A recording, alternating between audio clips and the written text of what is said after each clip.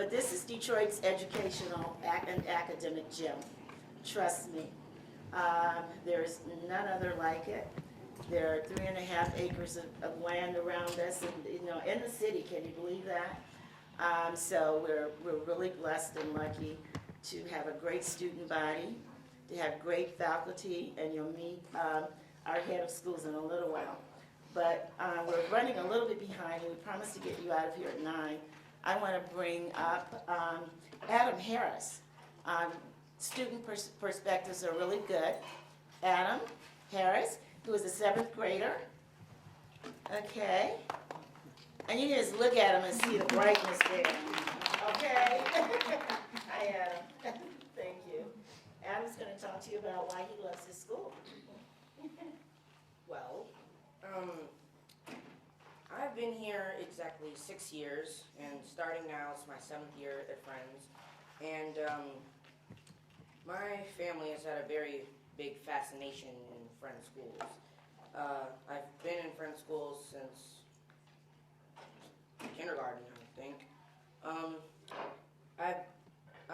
Last time I was at Friends school, I was at a different Friends school. It was in Philadelphia. It was Friends school Haverford, and there the teachers were very nice. They're just like the teachers here. They would really help you and stuff, and they were very good teachers. And the Friends school Haverford is a lot like the Friends school here. They're both very good schools, and you get a lot of good stuff out of it. And when I got here, I visited in kindergarten, and then I came back in 1st grade. My 1st grade teacher was Miss Kristen. She was a very good teacher, and we got to get a lot of things done. And when you got there, they greeted you as if you were there like a long time, and you knew them for your whole life. It was like really cool. And I very much enjoy the classes here because you can really dive into it. You can get a lot of fun things going on in your class. And some of my favorite classes are drama and visual arts and math, actually. Don't be embarrassed by math. Well, drama is one of my favorite classes because it really gets me to express myself, and I can really, show what I feel through my acting. And in visual arts, I can really just draw out whatever I feel and how I can express myself through paper, and I can show everyone how it like showing myself on a piece of paper, but not really. And when you're at Friends, you develop friends really fast, even though it's called Friends, so you come here and you get friends. And I've been here long enough to see my friends grow up. I've been here long enough to grow up with my friends and see them get older. It's really cool because I remember my friends when we were all the way down here, and we keep growing, and I can see my friends get a lot bigger and their voices get deeper and all this stuff, and it's really cool watching my friends grow older. I even had one of my cousins come here. I just met my cousin here, and wow, I found one of my cousins at school. And I intend to graduate at this school because it's a very good school, and this school preps you for high school so that it gets you through high school because it gives you enough homework to know how it's like to have homework in high school. And it shows you that it's not as easy as it looks just to have 3 pages of homework every day. So, yeah.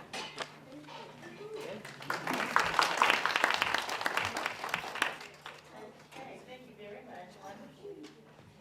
Okay, talking about prepping for high school, we have an alumni here, alum Kirsten Lee, and again, you'll be spellbound by this brightness.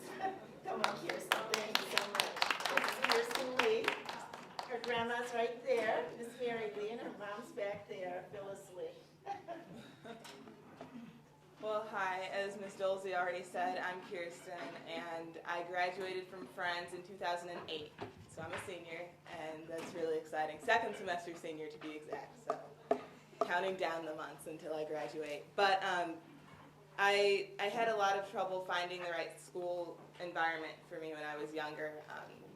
I bounced around from public school to private school to charter school, and then I was homeschooled. So I really ran the gamut of all of the educational opportunities in Southeast Michigan, and I didn't really find something that worked for me.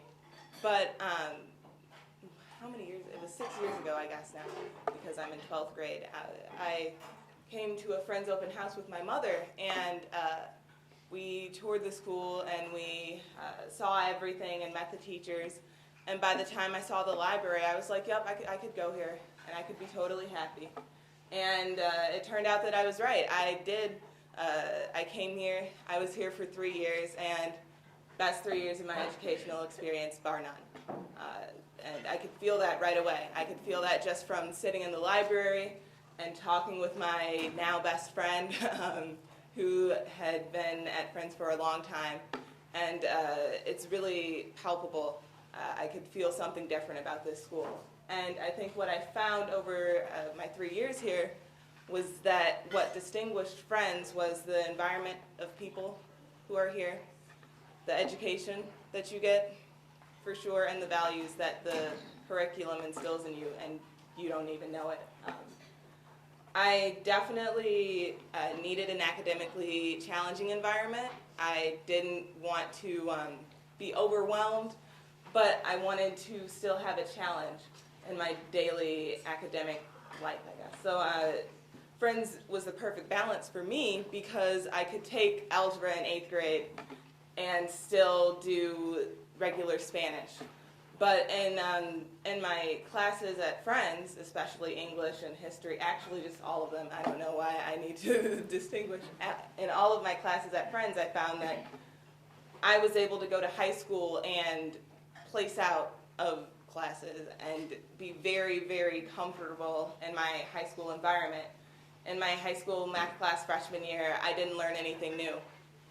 It was just a year of review for me because I had gone to Friends. I was able to test out of Spanish 1 and go straight to Spanish 2, so that's culminated in me preparing for the AP Spanish language exam this year. I was able to maintain a high GPA my freshman year because I had such a strong foundation from Friends. So my transition to high school was more social. It was not at all academic. That was totally fine for me. I didn't have any problems with that. With regard to the environment here, it's a very special group of people, which sounds cliche, but it's completely true here. It's the only time that I feel like it's actually true is at Friends. I have, how many? I want to say most of my best friends have come from Friends. That's fair to say. Easily most of my best friends. I have stayed in touch with a lot of people here, actually. Coincidentally, the kid who gave me my tour at Friends, my first tour, he and I were both just accepted to the University of Chicago, so that was really exciting to reconnect with him, and so we celebrated about that. But I definitely enjoyed being in a graduating class of 12.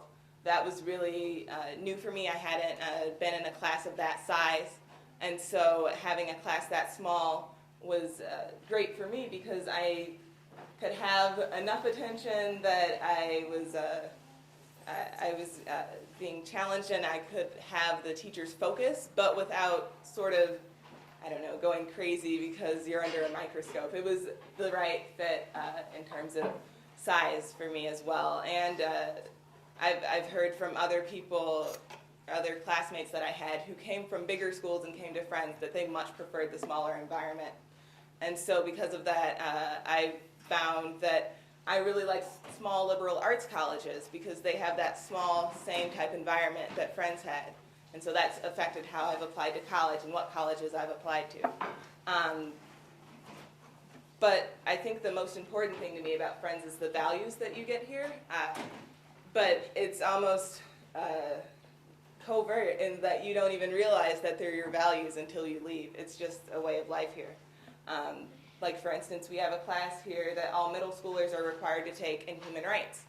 And that class is just a year long of you learning about the dynamics of power in society and sort of what happens when the group in power discriminates against the group that's not in power, and how we can equalize those two, I guess, factions really, and how we can do our best, our personal best, to eliminate some of the injustices that we see around us, instead of just seeing, oh, that's wrong. It's wrong that, I don't know.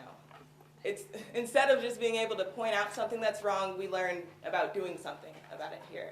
Like, for instance, we have an Empty Bowls dinner, where it's dedicated to remembering people who don't always have enough to eat. And with that dinner, the whole point is that you come for a night and you pay a small fee and you have a simple meal of bread and water and soup, because it's about soup.